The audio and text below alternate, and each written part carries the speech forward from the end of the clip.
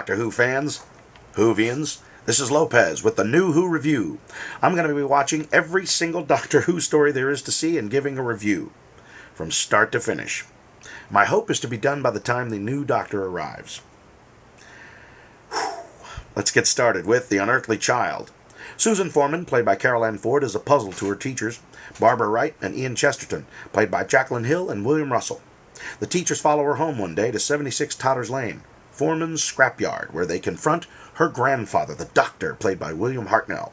He's about to enter a police call box. The teachers hear Susan's voice coming from within. They storm the doors. Oddly, it's bigger on the inside. It's a ship. The doors close, and they're off. The Doctor tells Ian and Barbara that he and his granddaughter are from another world, and they are hiding out from their own people. Susan lets them know that they are inside a TARDIS, T-A-R-D-I-S, which stands for Time and Relative Dimensions in Space, and that her grandfather doesn't know how to fly it too well. They land in the caveman era, where the Doctor is kidnapped by a tribe who can't make fire. At the cave, we find the wannabe leader's name is Za. We also meet her, a female of the tribe who invented the pronoun. She seems to have a pinch of Lady Macbeth.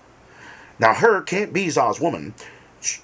She can't be Za's woman until Za's made leader of the tribe, and there is a rival to the Stone Age throne, Cal, a stranger from another tribe who was taken in by Za and his people, and is now rousing the rabble by telling the people that Za isn't fit to be leader because he can't make fire.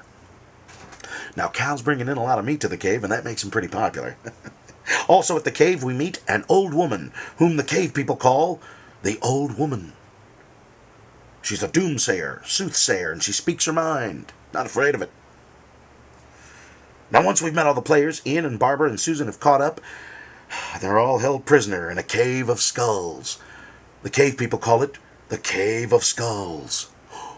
And every skull seems to have a peculiar little hole in it, about the size and shape of a prehistoric pickaxe.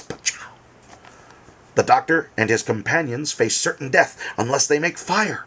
But the old woman, with her witchy ways, sees trouble ahead if they do. And so she decides to help them make a break for it.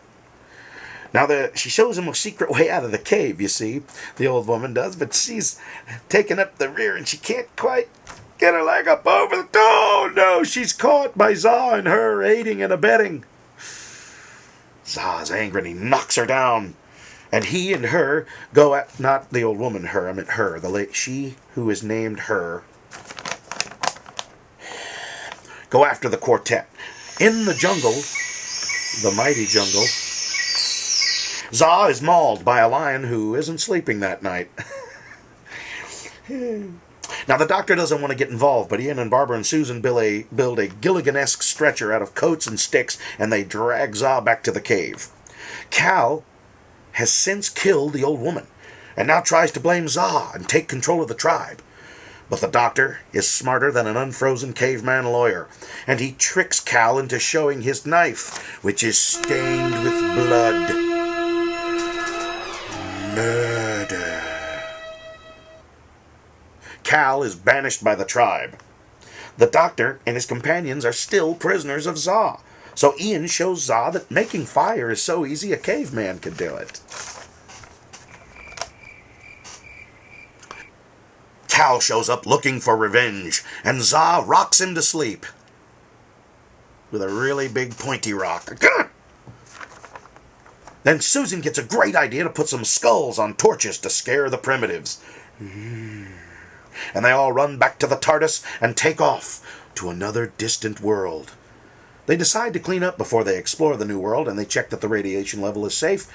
And when they leave the room, the needle climbs to red line and a light flashes ominously.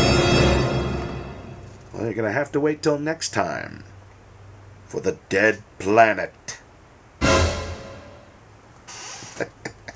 Now, here's some stuff that I noticed.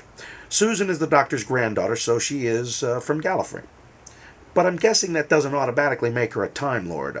There must be some training involved to achieve the title, kind of like an Eagle Scout, right?